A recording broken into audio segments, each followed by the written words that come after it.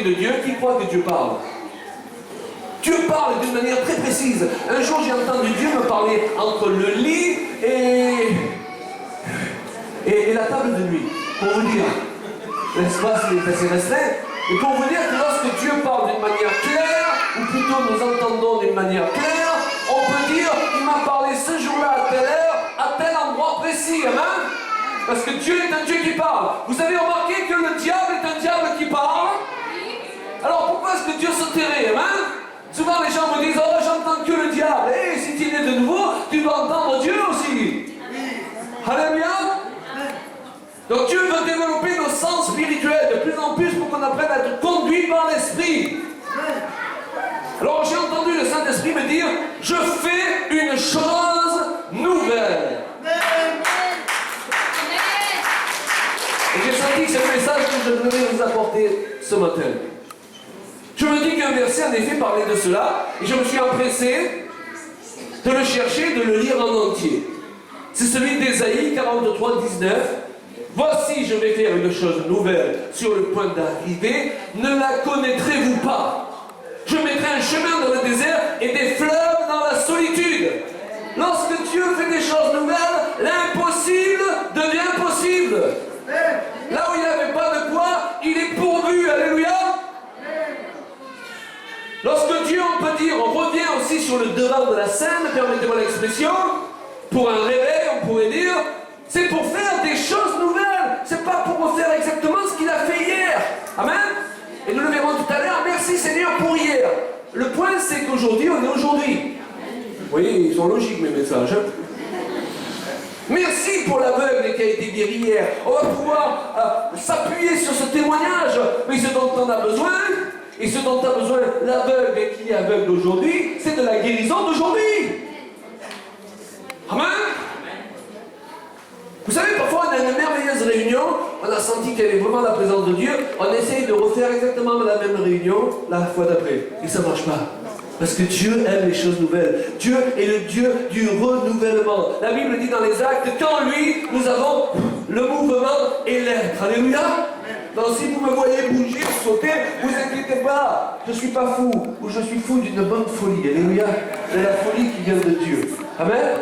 Et Dieu, il me met en mouvement parce que par nature, je ne suis pas comme ça. Moi, je suis quelqu'un de réservé. Alléluia. Hey, Dieu veut nous transformer lorsque nous sommes sous l'onction de son esprit. Dieu veut nous propulser continuellement dans des choses nouvelles. Si tu es en couple, c'est pas pour dire, ben, ça fait 30 ans qu'on vit les mêmes choses.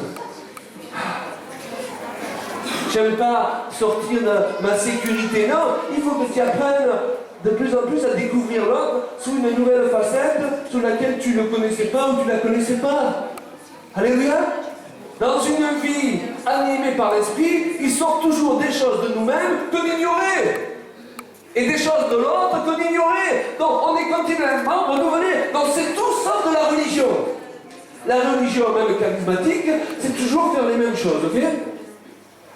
Alors là, on va avoir notre témoignage, là, on va avoir notre prédication, là, on va avoir nos chants. Hé, on n'est pas obligé de faire la même chose tous les dimanches ou tous les mardis. Qu'est-ce qu'il veut Dieu? Il y a des jours, peut-être, qu'il nous dira, ne faites pas de chant. Et un autre jour, il nous dira, ne faites pas de prédication. Alors, soyons à l'écoute du Saint-Esprit. Et il va nous conduire de plus en plus dans des choses nouvelles, parce qu'en lui, nous avons le mouvement et l'être.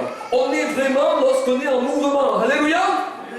Et si ça fait un moment que tu n'es pas en mouvement, eh bien, cherche la face de Dieu pour qu'il te remette en mouvement. Alléluia. Vous avez vu, lorsqu'il y a une eau qui devient stagnante, c'est plus une eau vive, eh bien, il y a toutes sortes de petites bébêtes qui viennent là. L'eau, elle commence à pourrir. Et on ne veut pas les bébêtes de l'adversaire, ok, dans notre vie.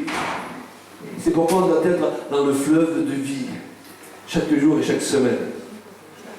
Alors, pour être sûr qu'on comprenne bien ce principe que Dieu fait des choses nouvelles, le Seigneur nous le répète plusieurs fois dans sa parole.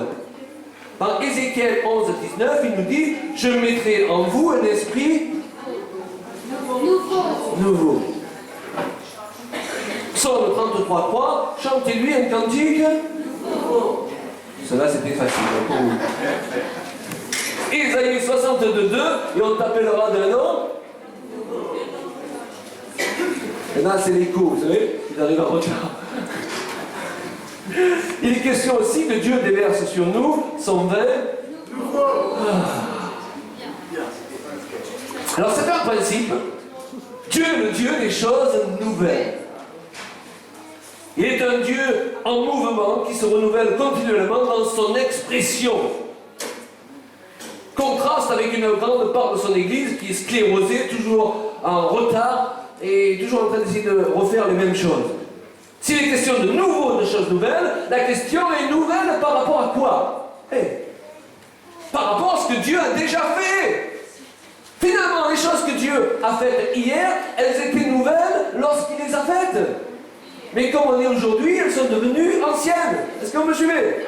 Et on ne peut pas garder des choses nouvelles qui étaient nouvelles hier, aujourd'hui, sous prétexte qu'hier elles étaient nouvelles. Parce qu'aujourd'hui, on est aujourd'hui. Toujours très logique, Claude Payan. Et s'il fait une chose nouvelle, c'est qu'il a déjà fait d'autres choses. Et les gens qui veulent rester avec les choses d'hier ne comprennent pas souvent les plans de Dieu qui fait aujourd'hui des choses nouvelles, donc d'autres choses. Quelqu'un dira, ah, ça se passe pas. Je suis venu ce matin pour la première fois, ça se passe pas comme je suis habitué. Bien, tant mieux. Si ça se passe toujours comme tu es habitué, c'est que c'est jamais nouveau. Et c'est inquiétant.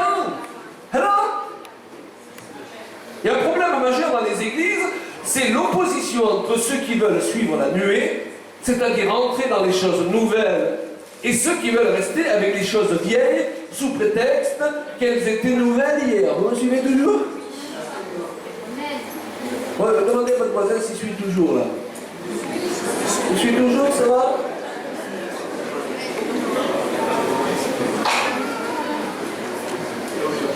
Frères et sœurs, nos habitudes peuvent être notre plus grand ennemi. Vos habitudes peuvent devenir votre plus grand ennemi. Nous avons l'habitude d'imaginer un pasteur en cravate tout le temps, par exemple, et ça va nous empêcher de reconnaître le ministère de tout pasteur qui ne se présente pas selon ces critères auxquels on est habitué. Même s'il est ouais, on va passer à côté de la bénédiction. Et des centaines de personnes sont passées à côté de Dieu marchant sur terre à l'époque où Jésus marchait sur la terre, et ils sont passés à côté de l'ère miracle, parce que Jésus ne correspondait pas au Messie qu'on attendait. Et je vous rassure, la Bible ne dit pas ils imposeront les cravates aux malades et les malades seront guéris.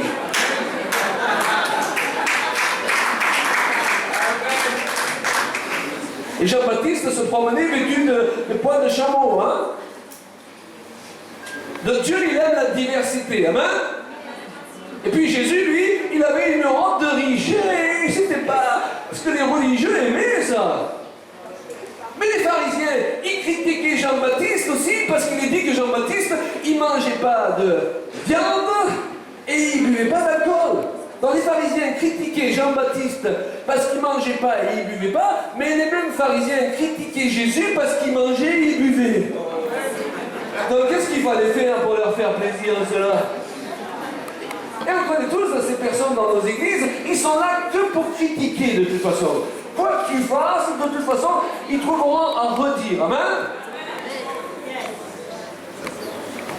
Parce qu'ils sont dépassés par le nouveau. Le nouveau les sort de leur sécurité. Or, Dieu veut nous sortir de notre sécurité. C'est une parole que le Seigneur m'a dit un jour.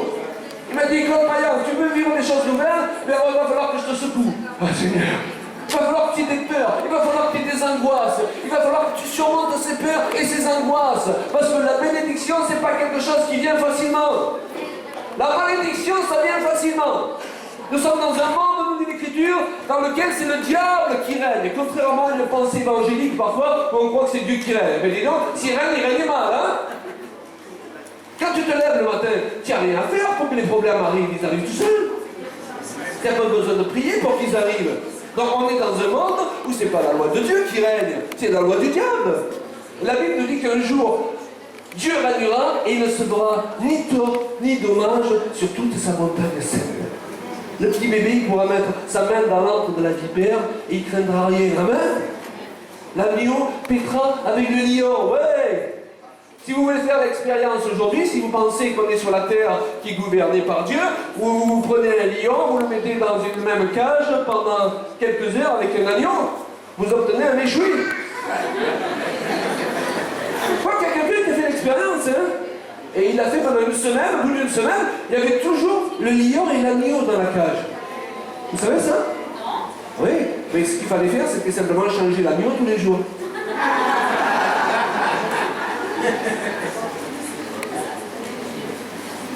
Comment?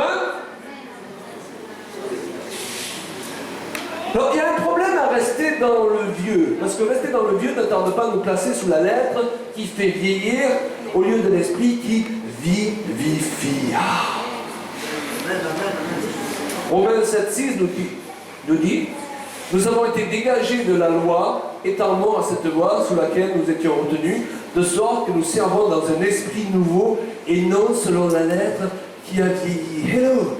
Merci pour la Bible, mais ne devenons pas les adorateurs du livre. Parce qu'à partir du livre, il y a des tas de sectes qui fonctionnent aujourd'hui parce qu'ils ont sorti des versets de contexte. C'est pas le livre qui est sacré, c'est la parole faite réma, et lorsqu'elle vient du cœur du Père, pour notre cœur à nous, et qu'on a su recevoir le message, ça c'est sacré. Mais le livre, il n'a rien de sacré. Et nous avons beaucoup d'adorateurs du livre au milieu de nous. Or, toute idolâtrie est mauvaise, même l'idolâtrie de la Bible, amen, parce que la Bible, elle doit être vivante. Est-ce que vous voyez la différence? Merci pour ta parole, Seigneur, amen. Et merci de ce que tu me donnes la capacité par ton esprit d'aller chercher la vie. Parce que sinon, elle va engendrer la mort. Et c'est ce qui se passe dans beaucoup de lieux. Plus les gens écoutent des enseignements, plus ils meurent à petit feu. Et vous avez vu, lorsque le diable il est venu tenter Jésus-Christ dans le désert, il y a un enseignement formidable à retenir là-dedans. Il n'est pas venu le tenter avec le manuel du parfait petit sataniste. Il est venu avec quoi? Il est venu avec la Bible. Alors, je ne sais pas, mettez-vous à la place du diable, hein, pas trop longtemps quand même. Okay. Il va livrer le plus grand combat de sa carrière. Il va affronter Dieu fait chair sur la terre. Alors, il se prépare, il fait du jogging, il fait des haltères, ok. Il va dans sa bibliothèque et nous savons que le diable il a beaucoup de livres occultes, hein, vous savez ça? Et les amis, il choisit aucun de ses bouquins à lui. Il vient choisir, est-ce que je peux la prendre? Il vient choisir, quelle couleur? Il vient choisir notre bouquin à nous. Et pourquoi il vient prendre notre bouquin à nous? Vous avez réfléchi à ça? Parce qu'il y a plus de pouvoir occulte dans des versets bibliques sortis de contexte que dans des livres d'occultisme. Et ça vous fait comprendre pourquoi tant de chrétiens sont malheureux, asservis par les enseignements mêmes, les conseils mêmes et les soi-disant prophéties mêmes qu'ils reçoivent. Réunion après réunion et dimanche après dimanche. Dis-moi, si le diable, merci ma sœur, est venu tenter Jésus-Christ avec des versets bibliques sortis de contexte, est-ce que tu es plus grand que Jésus-Christ? La Bible dit que ce qu'ils ont fait à Jésus-Christ, ils te le feront à toi. Donc s'il a fait avec Jésus, Dieu, il ne va pas se gêner avec toi. Donc si tu n'apprends pas à devenir un homme et une femme de l'esprit, c'est la Bible même que tu lis et que tu médites tous les jours qui deviendra ton occasion de chute et de destruction. Amen. Amen. Et là on comprend pourquoi une personne peut aller dimanche après dimanche dans une assemblée, recevoir la prophétie du prophète de passage, et être complètement détruit dans sa vie et son identité. Alléluia. C'est pas le logo qui va vous aider, c'est le réma. Dieu nous donne la Bible à l'état de logo, mais ce qu'il veut, c'est qu'on se mette à l'écoute de son esprit pour qu'il en sorte le réma. Lorsque la Bible dit que la foi, ce qu'on entend vient de la parole de Dieu, là dans le grec, c'est le mot réma. Donc la foi ne vient pas du logo, la foi vient du logos, excusez-moi.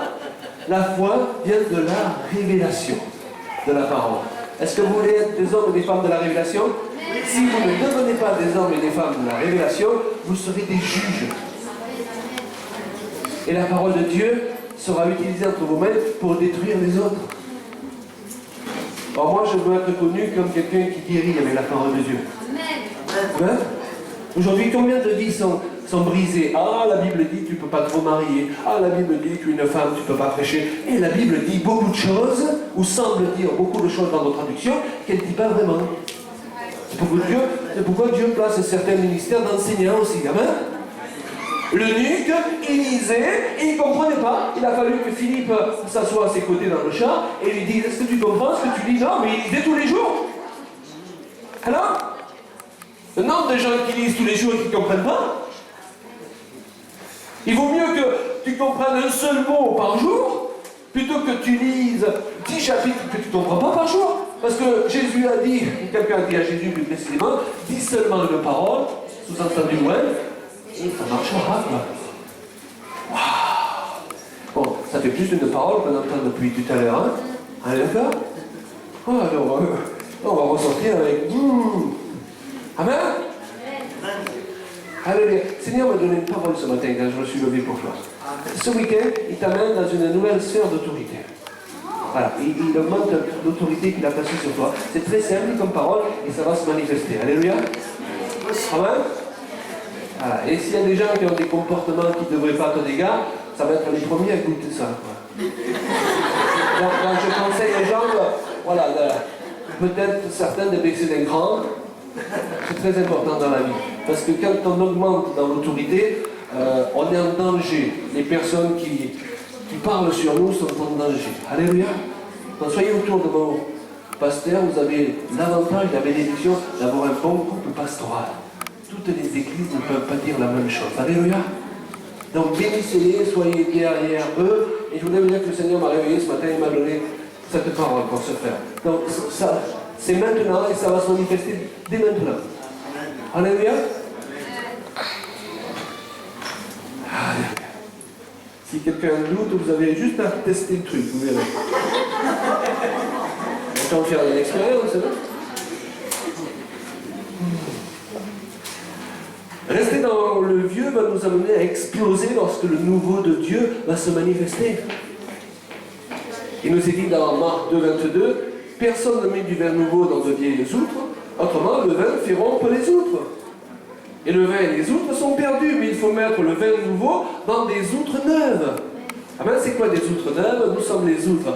C'est marcher dans... vivifié par l'esprit chaque jour. Alléluia. Donc chaque fois que Dieu verse son vin, ça passe. Mais si on vit avec le réveil d'hier, que Dieu verse le vin correspondant au réveil d'aujourd'hui, ça va exploser. Et nous voyons régulièrement des gens exploser autour de nous.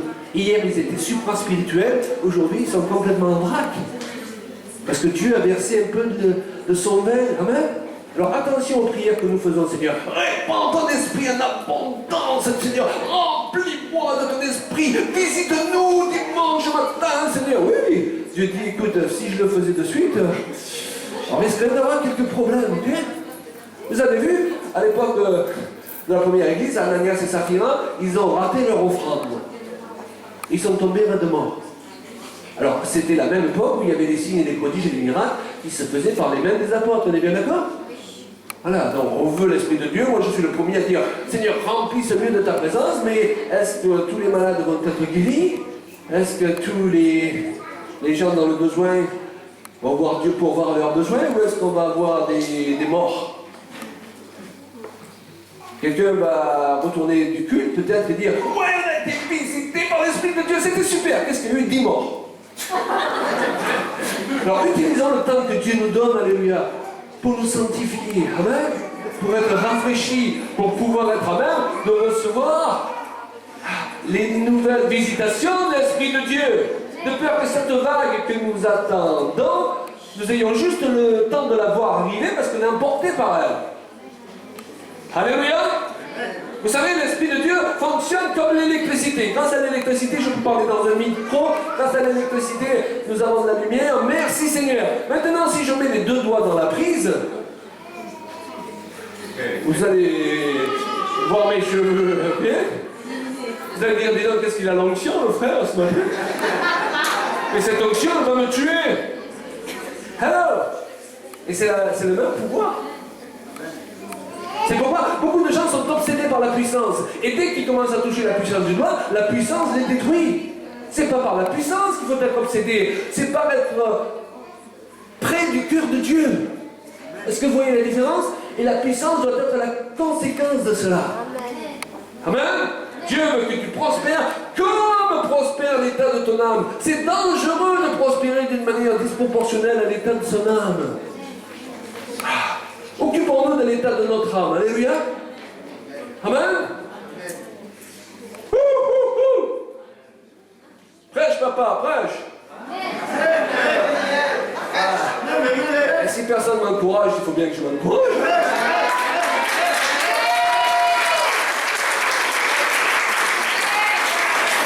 La Bible dit que David se fortifiait lui-même. Alléluia. Et je vais vous dire une chose, dans la vie, parfois vous vous trouvez dans des situations, il n'y a personne pour vous remonter le moral. Si vous ne savez pas vous remonter le moral vous-même, vous êtes dans le Sandra.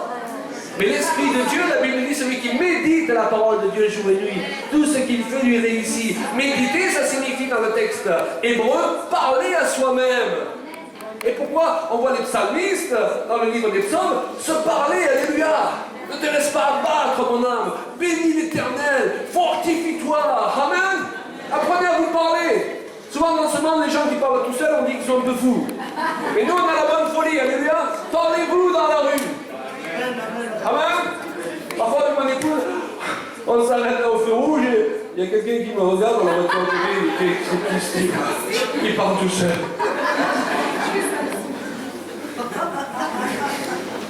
Ma femme, il y a quelqu'un qui te regarde, chérie.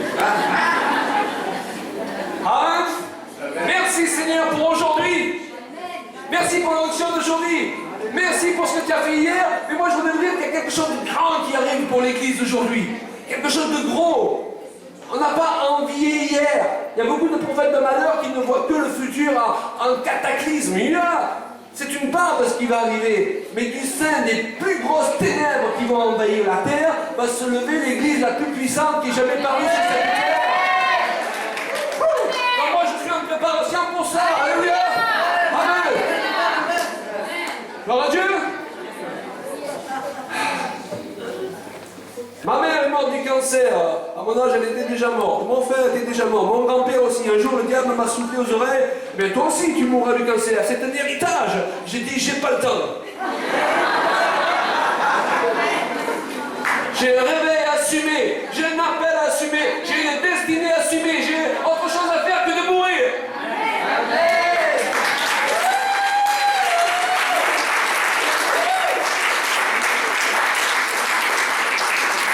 Pourquoi je donne cet exemple?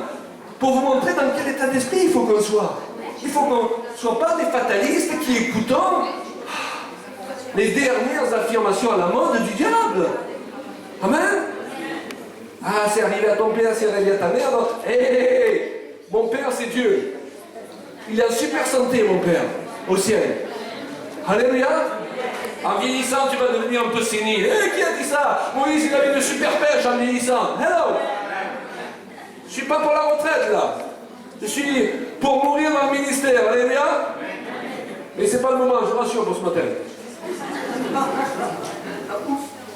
Alors, ne voulons pas être des dinosaures spirituels. Sans s'en rendre compte, certains vivent dans la préhistoire spirituelle, s'il n'y en a jamais eu une d'ailleurs. Ils prophétisent, parlent, prient, chantent, se comportent dans l'église comme des dinosaures.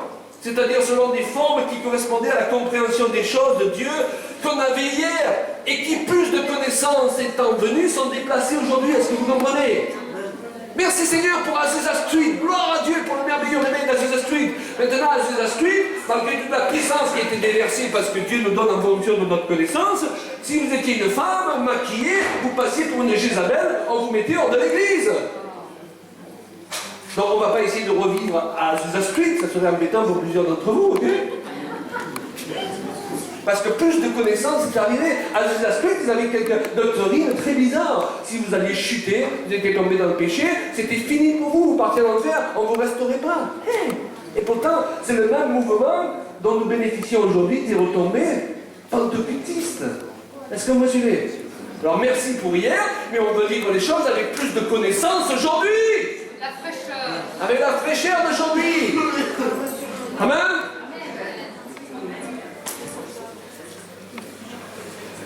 Beaucoup de grands serviteurs, même d'hier, continuent à foncer avec les restes d'onction d'hier, mais ont oublié de changer de train.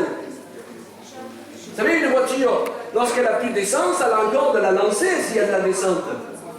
Ça veut dire qu'elle est en train de faire la bonne chose. Est-ce que vous me suivez? Alors Alors, des choses nouvelles engendrent des procédés nouveaux, un état d'esprit nouveau, c'est-à-dire évoluer. Dieu veut faire sortir la créativité de nos cœurs. Il veut ramener la couleur et le mouvement dans son église. Merci Seigneur. Une église, il y a de la couleur. Amen. À l'époque d'Aimée Michael McPherson, justement, c'était une femme très originale. Parfois, elle faisait changer régulièrement les décors dans l'église. Une fois, elle a prêché sur Jonas, elle a fait construire une baleine. Et elle a prêché dans la bouche de la baleine. Voilà des gens originaux. Amen. David, Salomon, ils écrivaient des poèmes, des chants. Ils étaient à la fois poètes, écrivains, artistes, rois, prophètes. L'Esprit de Dieu veut faire sortir de nous les dons artistiques. Alléluia. Ça, c'est un signe du souffle de Dieu. Quand ces choses montent à la surface. Amen. Tandis dans cette église, ils ne se ressemblent pas, ils sont tous différents, ils ne sont pas tous obligés d'avoir la même coupe de cheveux et les mêmes pantalons, les mêmes couleurs. Ils sont différents. Merci Seigneur pour la différence. Vous avez vu, la nature, elle n'a pas été créée en noir et blanc. Il n'y a pas que des arbres, il n'y a pas que de l'herbe, il y a des montagnes, il y a toutes sortes de diversités. On découvre chaque jour des espèces nouvelles qu'on ne connaissait pas. Et chacune de ces espèces, jusqu'au plus petit insecte, il a un don que tous les autres n'ont pas. Dieu s'est occupé même des plus petits insectes. Moi, je suis dépassé par Dieu. Je comprends maintenant pourquoi. Pour essayer de raisonner Job, il y a une amie à un moment donné qui lui parle des merveilles de Dieu. On a l'impression que c'est hors contexte, vous savez. Mais c'est parce qu'aujourd'hui, il y a des tas de gens qui discutent avec Dieu. Hey, Dieu, t'as mal fait les choses, t'as pas compris, je vais t'expliquer. Et Dieu, il nous dépasse complètement. La moindre des choses qu'on peut faire, c'est être dans l'humilité en sa présence. Aide-moi à comprendre ce que je ne comprends pas. Alors, je n'ai pas compris, mais je ne vais pas dire que tu es injuste pour autant. Je n'ai pas compris pourquoi il n'a pas été guéri. Je n'ai pas compris pourquoi il est mort, ok? Mais ce que je sais, ce n'est pas toi qui es injuste. Alléluia. Je n'ai rien compris, mais je m'ouvre à comprendre. Alléluia. Et si tu t'ouvres avec humilité à comprendre, avec le temps, Dieu va t'expliquer les choses que tu ne comprends pas. Dieu est grand, Dieu nous dépasse complètement. Alléluia. Même le salut dont nous sommes les héritiers, il nous dépasse, on n'a pas tout compris. L'essentiel, c'est de le saisir. Ce qu'on n'a pas compris, on le comprendra aussi. Alléluia.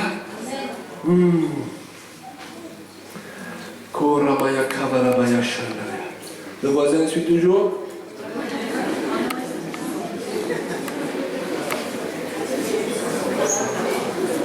Ça va?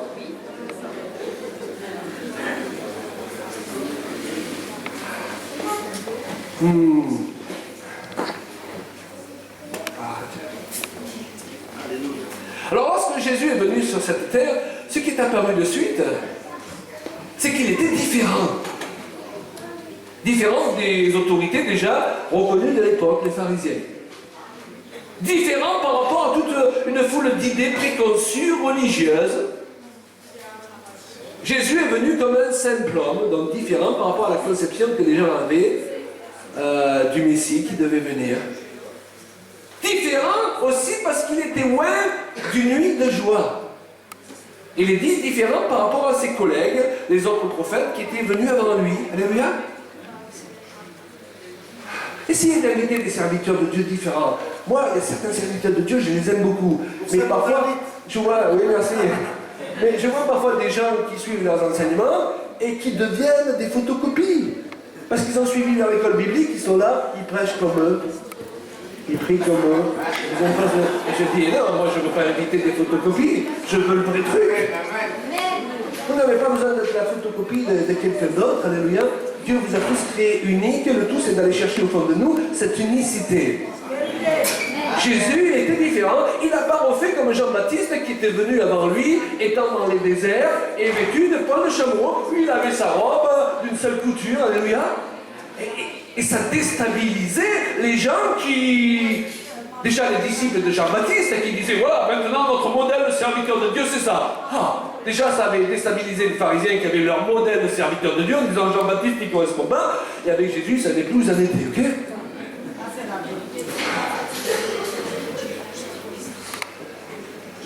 Si tu es animé par l'esprit, il y a une chose dont les gens vont se rendre compte à un moment donné, c'est que tu es différent. Amen. Et qui n'a pas besoin de te teindre les cheveux en rouge ou en vert pour ça. Jésus était, ouais, nous dit l'Écriture, par privilège sur ses collègues. C'est-à-dire qu'une différence était marquée là aussi par rapport à ses collègues. Il est dit dans le psaume 45,7, tu as aimé la justice et tu es la méchanceté. C'est pourquoi, oh Dieu, ton Dieu t'a oint d'une huile de joie par privilège sur tes collègues. Donc, soyons logiques ce matin. Il est difficile d'être oint d'une huile de joie sans être quelqu'un qui est joyeux. Amen. Vous avez vu beaucoup de films dans lesquels on représente Jésus, il est super sérieux, vous savez. Jésus marche sur l'eau. Jésus fait un miracle. Jésus multiplie les pains et les poissons. On dirait les livres de Martine, vous savez, Martine et il te fait rigoler. Quelqu'un qui est loin d'une huile de joie, excusez-moi, mais il rigole. La Bible nous dit que lorsqu'il a rendu grâce, je te remercie Père de ce que tu as caché ces choses aux sages et aux intelligents, de ce que tu les as révélées aux enfants, il a, c'est quoi le terme? Il a tressailli. Et vous savez ce que ça signifie, tressailli? Dans le dictionnaire, nous on imagine, alors Jésus pria, je te remercie Père de ce que tu as caché ces choses aux sages. Mais non, tressaillir ça signifie... Voilà ce que signifie, d'après le dictionnaire, tressaillir, ok? Je ne l'invente pas, vous lisez dans la Bible, vous cherchez dans le grec, ok, c'est ce que ça signifie. Donc, Jésus est en train de dire, je te remercie, Père, de ce que tu as caché ces choses aux sages et aux intelligents. C'est pas une nouvelle traduction, ça vient pas de sortir, c'est là, dans le grec, et même dans la définition de nos dictionnaires, depuis le début. On est lié par nos habitudes, on est lié par les films qu'on a vus, on est lié par ce qu'on nous a dit. Mais qu'est-ce que dit l'Écriture? Il était loin d'une huile de joie. On devait rigoler avec Jésus. On s'ennuyait jamais. Alors, on peut être dans l'entourage de gens avec qui on ne s'ennuie pas. On ne doit pas s'ennuyer avec les chrétiens. Alléluia. On rigole régulièrement et ils n'ont pas besoin de raconter des blagues sur les blancs pour ça ou autre, hein, sur les Belges, parce qu'en tant que chrétien, on n'est pas supposé se moquer des gens. Moi j'entends les chrétiens souvent raconter des blagues, je dis, écoute, ça c'est le monde, hein. C'est pas nous de se moquer des gens et de rire, des choses qui ne me font pas rire du tout, moi. Par contre, l'Esprit de Dieu veut nous communiquer la joie, alléluia. Parfois vous voyez des choses même dans l'église, mais c'est marrant, alléluia. Un pasteur, il devrait écrire tous les trucs marrants qu'il a vus dans l'église. Comme cette sœur, un jour, on lui servait la Sainte Seine. C'est la première fois qu'elle prenait la Sainte Seine. Le petit mémé, il avait tout un verre, elle est là, elle commençait à boire. On essayait de lui reprendre le verre, elle le reprenait, et à un moment donné, elle s'est tournée vers le frère qui distribuait la Sainte Seine et lui a dit, je suis désolé, je ne vais pas arriver à finir. C'est marrant. Il y a des tas de trucs comme ça dont on peut rigoler. Alléluia. Au milieu de nous. Alléluia. Je suis rentré dans une église et un gars il ne savait pas trop ce que c'était un pasteur. C'est la première fois qu'il était là. Et alors il était cool. Alors quand je lui ai dit au revoir, j'ai fait le cool aussi. J'ai essayé de parler son langage. Je lui ai dit Alléluia. Et lui il a cru que je lui donnais ma main pour la baiser, vous savez. Je me suis trouvé belle devant tout le monde avec quelqu'un qui m'embrassait. C'est marrant.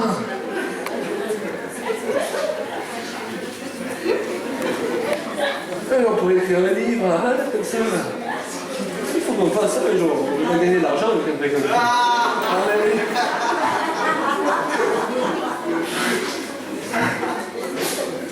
Alléluia. Comme cette petite mémé qui pensait prophétiser un jour. Elle dit, mon peuple, ne crains pas. Je sais que tu as peur, mais je te comprends, dit le Seigneur, parce que moi aussi j'ai peur, dit l'Éternel. Oh, c'est pas grave. On va pas lui sauter dessus, Satan sort, non? Gloire à Dieu, on va lui expliquer, puis... Amen.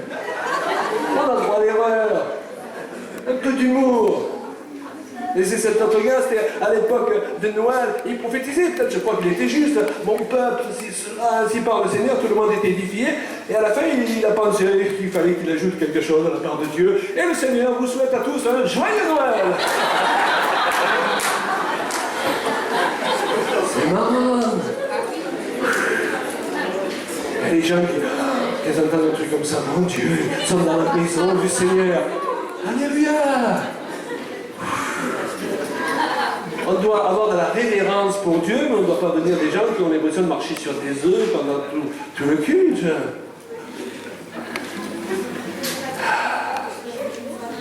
Le monde a soif d'un christianisme différent.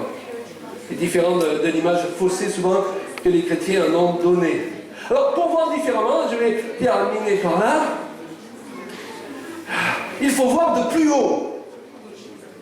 Quand vous voyez de plus haut, vous voyez des choses que d'autres ne voient pas. Là, sur cette estrade, je vois des choses que quelqu'un qui se trouve ici ne voit pas. Amen.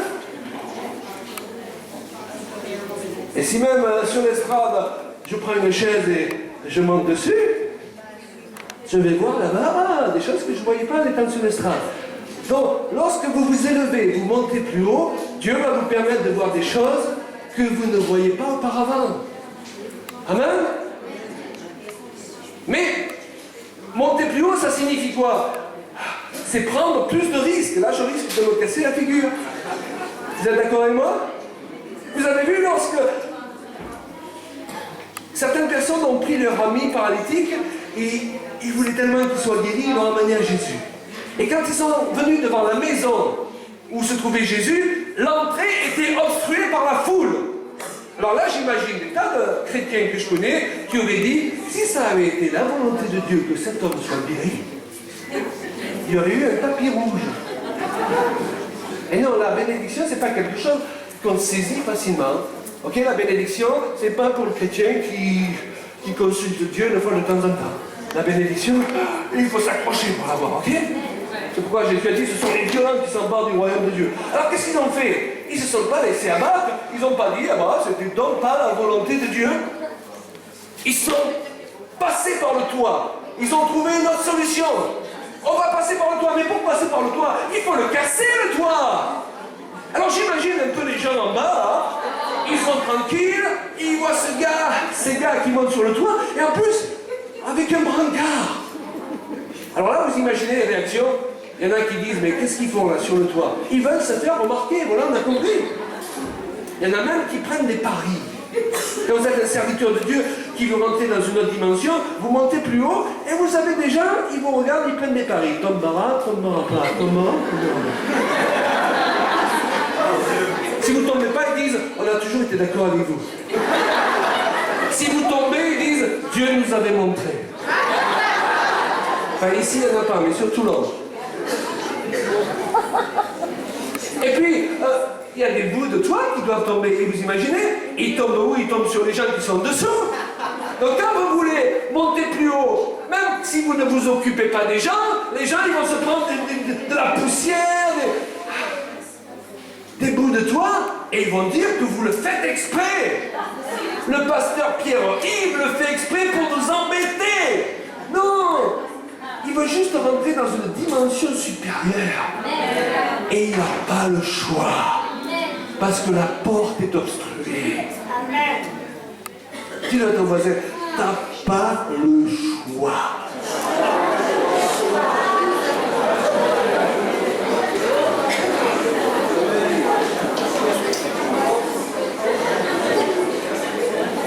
Il va falloir monter plus haut, dis-lui.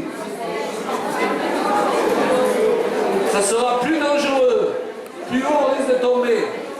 Vous savez, il y a beaucoup de gens qui jugent les serviteurs de Dieu qui tombent, mais eux, ils sont sur des chaises longues spirituelles. Ils risquent pas de tomber. Ils les regardent d'en bas. Vous savez, avant de juger quelqu'un, il faut être monté là où il est monté d'abord. Et avoir connu le vertige qu'il a connu. Amen. Alors, ce que le Seigneur veut nous dire ce matin aussi, c'est ne soyons pas des personnes qui nous résignons à rester là où nous en sommes, qui nous résignons à l'oppression, qui nous résignons à ne pas recevoir ce que Dieu a prévu que nous recevions. Lorsque le Seigneur Jésus a eu faim un jour, il s'est présenté devant un figuier. Et ce figuier n'avait pas de figues. Et là aussi, il aurait pu dire, si ça avait été la volonté du Père, Le figuier aurait eu des figues, et c'était Jésus en personne, là. On est bien d'accord? Qu'est-ce qu'il a fait? Il s'est énervé après le figuier. C'était pas une colère charnelle, il a maudit le figuier. Quand la bénédiction dont vous avez besoin n'est pas au rendez-vous, si vous devez payer votre loyer lundi, il ne faut pas qu'il arrive le loyer dans 15 jours, l'argent, on est bien d'accord? Il n'y a rien de spirituel à ce que l'argent arrive en retard. Moi, je voudrais vous dire, Dieu, il est poli. Amen? Dieu, il n'arrive pas en retard. Nous, dans nos enseignements évangéliques, on en a fait quelque chose de spirituel. Dieu est toujours en retard pour nous rendre plus spirituels. Quelqu'un qui arrive en retard est quelqu'un d'impoli. Et moi, je sais que Dieu n'est pas impoli. Par contre, je n'ai pas toujours compris, dans le combat spirituel, ce que je devais faire pour que Dieu puisse arriver à l'heure. Est-ce que vous comprenez? Et là, Jésus, il n'a pas accepté, il n'a pas dit, ah, Père, d'accord, tu ne veux pas aujourd'hui que je mange des figues. Il a maudit le figuier. Alors, la Bible ne nous relate pas la suite de l'histoire, mais imaginez un peu, Jésus voulait manger des figues. Vous croyez que le Père n'a pas mis un autre figuier sur sa route, dans les minutes qui ont suivi, afin qu'il ait les figues dont il avait besoin? Alors, quand votre bénédiction n'est pas au rendez-vous, et on sait que ce n'est pas toujours facile, ne soyez pas des résignés. Alléluia. Et vous ne vous laissez pas influencer par toutes sortes d'enseignements qui font de nous des gens misérables, alléluia, et qui nous volent ce qui nous revient de droit. Soyez en colère. On a besoin d'hommes et de femmes en colère ici ce matin. Ne soyez pas en colère après votre mari, ne soyez pas en colère après votre femme, ne soyez pas en colère après votre pasteur, mais soyez en colère après l'adversaire, alléluia. Libérez l'agressivité qui est en vous. L'agressivité est un don de Dieu. Si elle n'est pas libérée dans la bonne direction, elle sera libérée dans la mauvaise direction. Souvent, nous avons des gens très calmes au milieu de nous. Ils ont l'air de se scandaliser dès que quelqu'un saute trop, crie trop, rit trop. Ils arrivent à la maison et crient comme des malades après leurs femmes et leurs enfants. Hey! Viens crier à l'église et sois calme à la maison. Hey! Viens libérer ton agressivité dans les temps d'intercession. Libère ton agressivité contre ton vrai adversaire et laisse ta femme tranquille.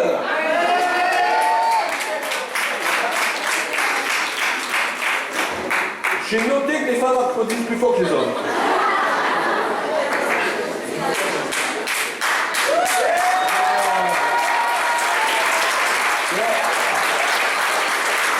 Là, on les a applaudis dans leur orgueil masculin. Merci frère, alléluia. Et nous terminons. Ces hommes, qu'est-ce qu'ils ont fait avec le paralytique en montant sur le toit? Ils ont osé monter plus haut. Dans la vie, il faut oser, amen. Ils ont osé s'exposer, ils ont osé prendre des risques, ils ont osé penser différemment, ils ont osé faire différemment. Tandis que les gens disaient, oh, ça se fait pas comme ça. Mais c'est toi qui dis. Mais c'est pour cela qu'ils ont reçu. Amen. C'est pourquoi aujourd'hui, n'ayez pas honte d'être différent. N'ayez pas peur d'être différent. Et même, osez être différent. Alléluia. Est-ce qu'on peut lever nos mains tous ensemble?